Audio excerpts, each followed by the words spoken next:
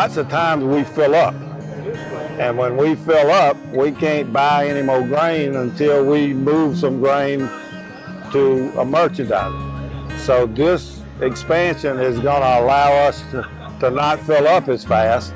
When we have the ability to take in more crop, we can service more farmers, get the crops out of the field. Farmers don't lose the crop to bad weather. I tell people all the time, if you work as an individual, you're not going to get a whole lot accomplished. You can make a little bit of noise, but you're not going to move forward with great strides. The project is a prime example of that. One person did not make this happen. There were a whole team of people working together to make something positive happen, not only for Anderson County, but for the agricultural community in the surrounding 100 miles that bring product here.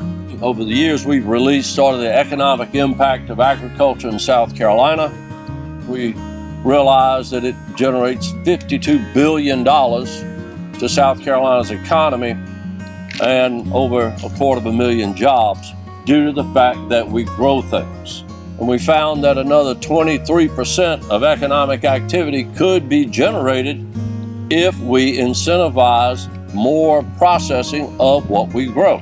We took that information to the General Assembly a couple of years ago, and as a result of that, in last year's budget was appropriated the Growing Agribusiness Fund of $40 million. I want to thank senators and representatives for that overwhelming support. I've worked with a lot of counties, but I will tell you, Anderson County has been the most cooperative county that I have ever worked with up to this point. Mike, I don't even want to know how many times I had to call you up and, the oxes are getting in the ditch. What can we do to get it out? We had a meeting, our annual Farm Bureau meeting over at Mama Penn's. One of the big discussions that was held that morning was that we don't have anywhere to store our grain and to sell our grain crops. We took that to heart and we went to work.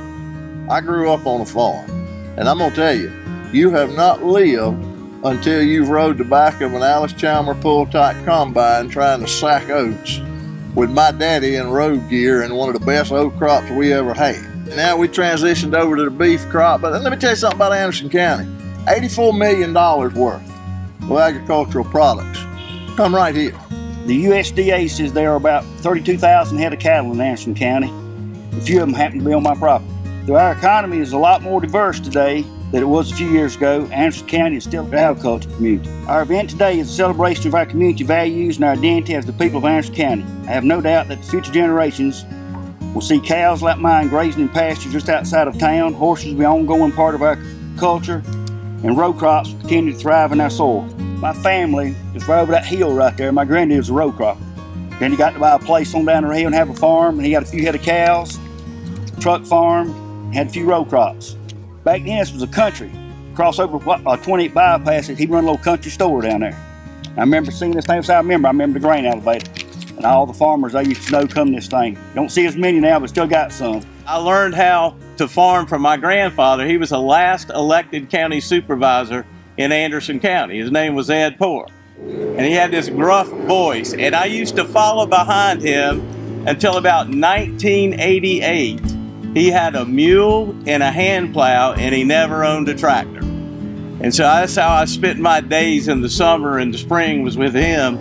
This is a great accomplishment for us and for this area, but we have to protect our farmers. And let me tell you, in South Carolina, that's not a partisan issue. This is one of our flagship projects that the Growing Agribusiness Fund is supporting. Anderson County boasts and supports a rich agricultural heritage dating back over 175 years.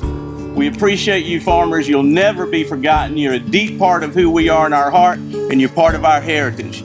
Folks, for the agriculture end of Anderson County, this is just like a Michelin and Arthur X, first quality, you name it. It's on par with that, as well it should be.